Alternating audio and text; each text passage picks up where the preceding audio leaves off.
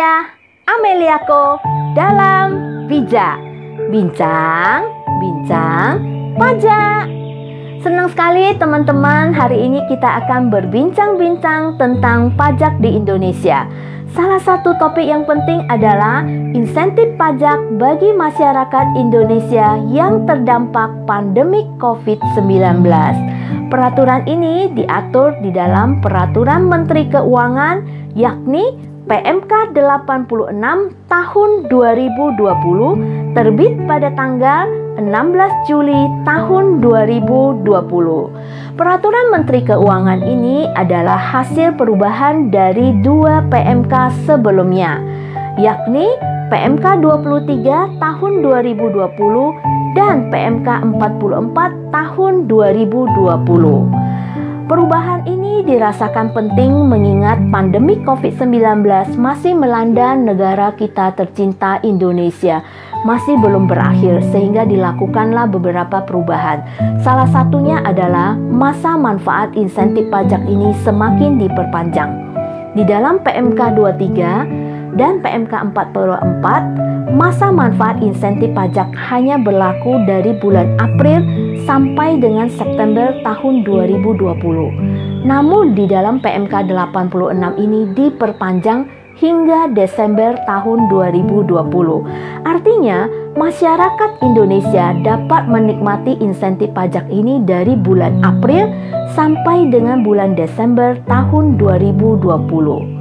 Selain itu, jenis bidang usaha yang boleh menikmati insentif pajak ini juga semakin diperluas. Yuk kita bincang-bincang lebih detail 5 insentif pajak penting ini. Yang pertama, insentif pajak atas PPh 21 ditanggung pemerintah. Kedua, insentif pajak PPh final UMKM ditanggung pemerintah. Ketiga, insentif pajak pembebasan PPh 22 impor. Keempat, insentif pajak pengurangan pajak penghasilan PPh 25 sebesar 30%. Dan yang terakhir, yang kelima adalah insentif pajak untuk pengembalian pendahuluan PPN, pajak pertambahan nilai bagi pengusaha yang SPT masa PPN lebih bayar tidak melebihi 5 miliar. Kita akan bincang-bincang satu persatu insentif pajak ini. Pertama, tentang insentif pajak atas PPh 21 ditanggung pemerintah. Kita ketahui bersama, PPh 21 adalah pajak penghasilan yang dipotong oleh pemberi kerja atas penghasilan karyawan. Biasanya karyawan tersebut tak kala menerima gaji, dia akan dihitung apakah melebihi PTKP. Jika melebihi, maka ada pajak yang perlu dipotong, yaitu PPh 21.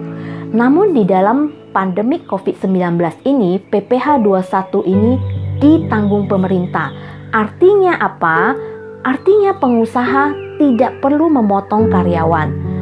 Tujuannya agar karyawan tersebut dapat menikmati penghasilannya secara penuh tanpa dipotong pajak karena sudah ditanggung oleh pemerintah.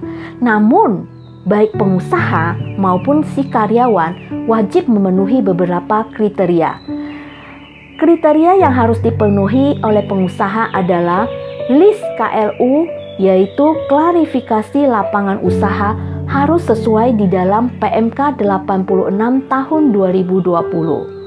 Kita ketahui di dalam PMK 23 hanya 440 jenis bidang usaha dapat menikmati insentif ini.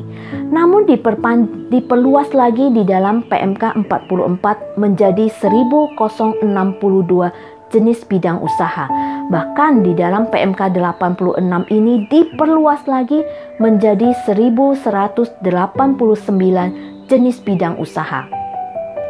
Selain itu, pengusaha yang berada di dalam kawasan berikat atau pengusaha yang telah mendapatkan izin KIT, kemudian impor tujuan ekspor, boleh menikmati insentif ini. Kriteria yang harus dipenuhi oleh karyawan adalah karyawan tersebut wajib memiliki NPWP, nomor pokok wajib pajak. dan memiliki penghasilan teratur, di mana penghasilan teratur tersebut jika ditotalin dalam setahun tidak melebihi 200 juta rupiah. Maka si karyawan dapat menikmati insentif tersebut, si pengusaha tidak perlu memotong PPh 21 karena ditanggung pemerintah. Insentif yang kedua adalah PPh final UMKM ditanggung pemerintah. Biasanya lebih dikenal dengan PPh pasal 4 ayat 2 final. Bagi para pengusaha UMKM tidak perlu khawatir tentang jenis bidang usaha karena tidak wajib memenuhi list di dalam PMK 86. Asal dia adalah pengusaha UMKM, maka dia boleh menikmatinya. Seperti kita ketahui, para pengusaha UMKM wajib menyetorkan pajak penghasilan dengan tarif 0,5% setiap bulannya ke negara. Namun, di masa pandemi COVID-19 ini, pemerintah meringankan, yakni PPh pasal 4 ayat 2 tersebut ditanggung pemerintah. Bagi pengusaha UMKM tidak perlu menyetorkannya, cukup melaporkannya saja. Dan insentif yang ketiga adalah insentif pembebasan PPh 22 impor. Kita ketahui setiap kali terjadi transaksi impor barang dari luar negeri ke dalam negeri, itu wajib menyetorkan pajak impor yang sering kenal dengan PPh 22. Nah, di masa pandemi COVID-19 ini, pemerintah juga membebaskannya untuk meringankan para pengusaha. Namun, para pengusaha wajib memenuhi beberapa kriteria, yaitu jenis usahanya, klasifikasi lapangan usahanya terdapat di dalam list PMK 86 tahun 2020, di mana di dalam PMK 23 pengusaha yang boleh menikmati ini hanya 102 jenis bidang usaha. Namun diperluas di dalam PMK 44 menjadi 431 jenis bidang usaha. Dan diperluas lagi di dalam PMK 86 ini menjadi 721 jenis bidang usaha. Selain itu, bagi pengusaha yang berada di kawasan berikat atau pengusaha yang memiliki izin KIT, kemudahan impor tujuan ekspor, boleh menikmati insentif pajak ini. Dan yang keempat adalah insentif pajak pengurangan PPh 25 sebesar 30%. Di mana PPh 25 ini adalah angsuran pajak penghasilan setiap bulannya yang perlu disetorkan ke negara. Kita ketahui di dalam PMK 23, jenis usaha yang boleh menikmati ini hanya 102 jenis usaha. Namun di dalam PMK 44 diperluas menjadi 846 jenis usaha.